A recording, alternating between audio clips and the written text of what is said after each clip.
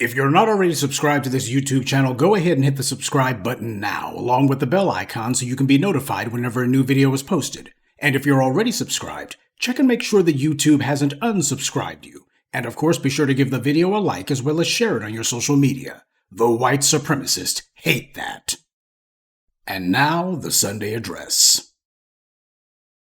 Before we jump into this evening's video, I want to make sure I give some credit to Mr. Harvey because he had posted about this over a week ago, and because of last week with the Weinstein trial being overturned and the other issues that came up, I didn't have a chance to comment on it, but he had some really salient remarks about this that I think needed to be expanded on, so I'm taking care of that now. You had this young black man who got himself barred from Columbia because of video comments that he made online. The white media, they were saying that he was an activist at first, and then in the very next story, they were saying he was a campus leader. Well, that escalated quickly now, didn't it? Now, I'm not going to repeat what the guy said exactly, but he was saying that Zionists need to be deleted, and I doubt that this guy's even been a fist fight or a food fight for that matter, and yet he was talking about, I don't fight to fight, I fight to kill. Dude, stop. A scrawny kid with glasses on an Ivy League campus hardly inspires fear from anyone. If you were trying to act like a tough guy, the school you would have gone to was West Point or Annapolis. Then you probably could say something, but even then you'd have to actually get into the military before you have bragging rights. But this is what the guy was saying. It was obviously bluster, obviously hot air from a kid, but it was noticed and the school took it seriously, so he's been barred from Columbia now. Silly Negroes are forever trying to make themselves the center of attention, trying to do the most for everyone, except for black people. The white supremacists want to make black people the focus of this whole anti-Semitism thing. You know they get around to us sooner or later because they know that black people will galvanize the white supremacist ideological base.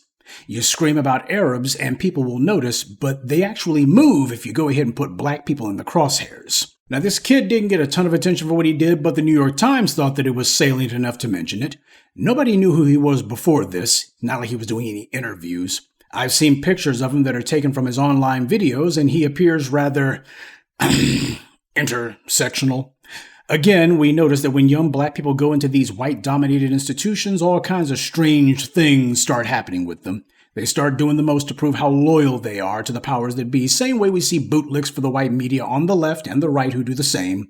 If some white liberal is unhappy that Bill Cosby was rightfully released from prison, then Eli Mistal will get on TV and begin cursing and raging to beat the band. If white conservatives are whining about American slavery being taught as history class, because there were 250 plus years of American slavery, then clowns like Mark Robinson will scream and yell and say that black people should pay America reparations, though he can't say how or why or even where the money's supposed to come from. This is what happens when people from an oppressed or subordinate group put themselves into arenas controlled by the dominant group, or dominant society, I should say. You start getting this kind of thing. People trying to prove that they're the good black. They're performing for the people who they want to be accepted by. And this is what happens when clout chasing goes wrong. Those non-black people that you're trying to be a hero to, they don't pay the price. You do. Black people who stand up for black issues, they aren't exposed to these kind of attacks. Sure, the white powers that be won't like it, but if they try to attack you by standing up for black interests, you've strengthened your ability to withstand those attacks. But that's only if black empowerment is front of mind for you. If instead you're focusing on winning approval from would-be peers in the dominant society, then you only care about what they care about. You have a young man here trying to play John Brown for people who would never do the same for him. Please show me the Arab or Palestinian individual who has decried the treatment of black Americans at any point and shown the same level of zeal as this young man did. Show me where during slavery, Jim Crow, segregation, the race riots, Black Lives Matters protests, any point where you had Arabs anywhere who were saying they would do anything to anyone over how we've been treated. You can't find them. No such creature exists. At no point with the global BLM protests did you see even one Arab country go to the ICJ and demand charges against the U.S. for its treatment of us. None of them lifted a finger or said a word. So from Mark Lamont Schill to the South African government to this misguided young man, too many black people are only too willing to jump out in front of the latest white liberal pet issue parade and try to play band major. Anti-Semitism on college campuses, to the extent that it even exists, is not some existential crisis. You had white supremacists go to the University of Virginia in 2017, marching with tiki torches, reenacting a Nazi march, chanting, "Jews will not replace us," and blood and soil. That phrase was the motto of the German agricultural ministry under the Nazis.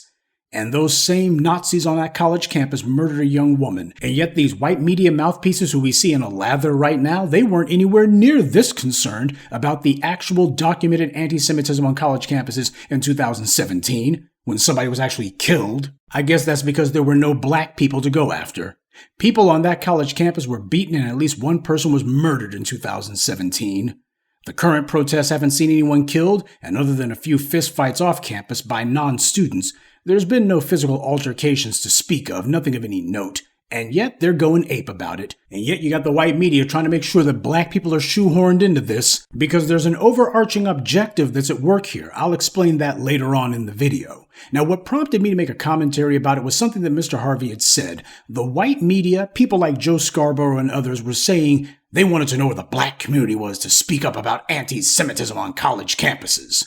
Well, where the black people are on college campuses is fighting against Ed Blum, who has been allowed to go on his little jihad to try to purge black people from every arena of society. I haven't seen the ADL, or the International Holocaust Museum, or the Israeli government, or any of the individuals who Joe Scarborough has on saying anything about that. See, that's where your black support went to. You let trash like Ed Blum attack them. How many times has Joe Scarborough or any of these white media personalities anywhere devoted any time to that?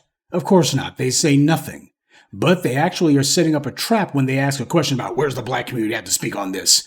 That's bait.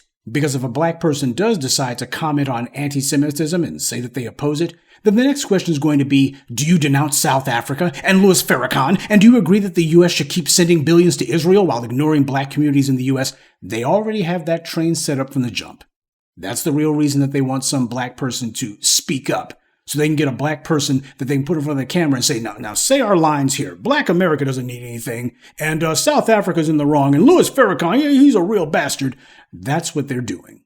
Meanwhile, nobody's going to bring anybody on. Nobody's going to put any of these individuals from the ADL. Jonathan Greenblatt's never going to be put on the spot about Ed Blum. Nobody's going to say, we need to talk about anti-black racism in the Jewish community. Goldie Taylor's not doing any pieces about that.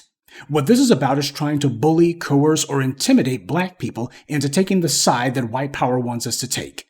There's no substitute for the moral legitimacy of the black American voice, so everybody tries to falsely connect themselves to our historical struggle and suffering. Everybody tries to make us lend our voice to their cause, but they'll be damned if they lift a finger or utter a peep on our behalf. As black people, this is why minding our own business is so important.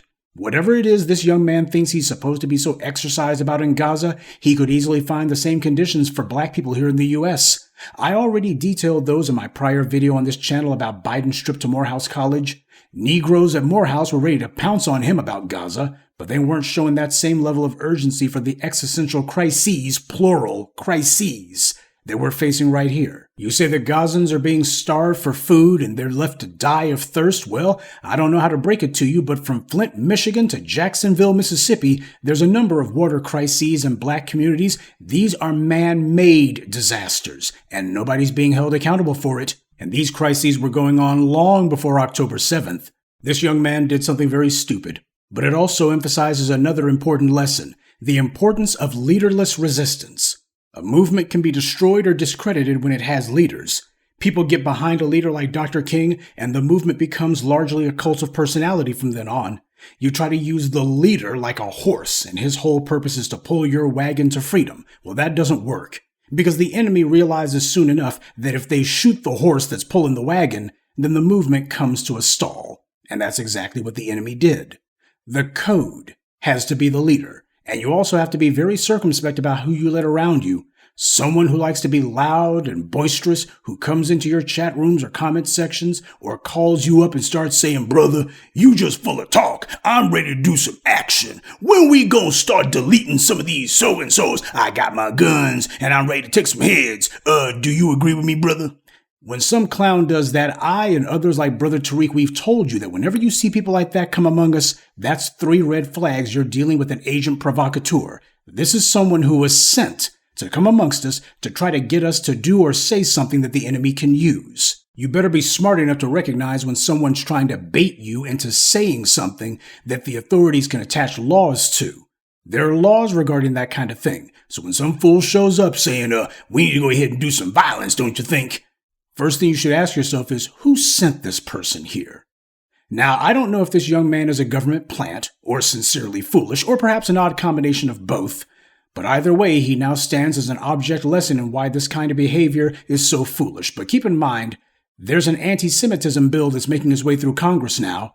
And that's the reason that I decided to make this the subject of this evening's address.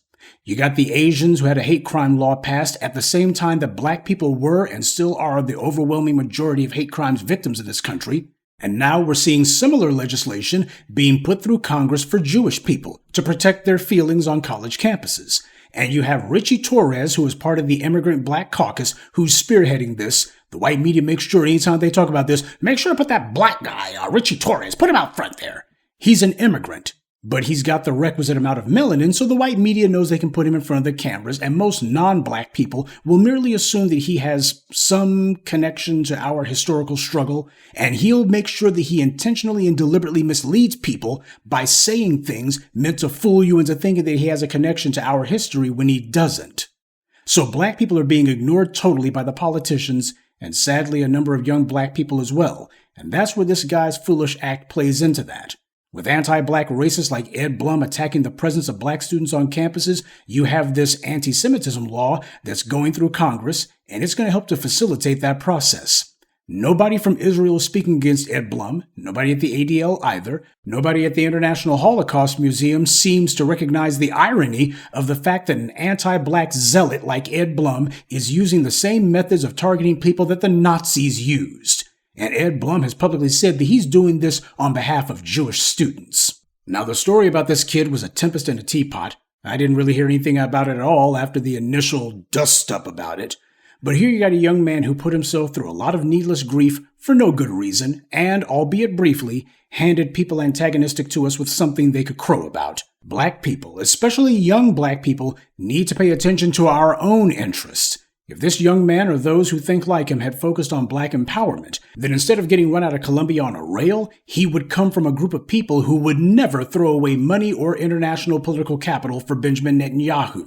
And he would also come from a group of people who would have the power to prevent him from getting thrown out of school for what he says and keep the white media from putting a label on him. But he put the cart before the horse. First of all, he didn't mind his own business. Secondly, because apparently he thinks that scoring clout points with the white liberal cause of the day was more important. He doubled down on this foolishness by making statements that not only brought ill repute on the cause he was allegedly championing, but also he gave the people who run the school an opening to remove him from the campus altogether, so he's on the outside looking in. You don't win any fights like that. There's a lot to like about Generation Z. Yes, they're impulsive and frequently misguided, but they're young. That goes along with it. What do you expect? Thing I like about them is they're also very mobilized and active, something Generation X wasn't, and not too many of the millennials were. I hope that they, talking about Gen Z, add some discretion to their actions, because Generation Z also has the misfortune of coming of age during a time when social media drives the culture, and the coin of the realm is attention.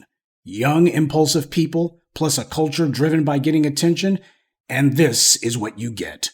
This is the problem with being economically strangled. It makes us prone to having our young, impressionable people identify more with the white liberals who are in the economic and social positions they want to be in, rather than identify with the black oppressed group that they actually come from. I suppose it's only fitting that this fiasco took place at a university, an institution of so-called higher learning. Let's just hope that young black people who want to become politically active actually take the right lesson away from all this. Good evening, and be one. I'd like to take a moment to mention some of our contributors.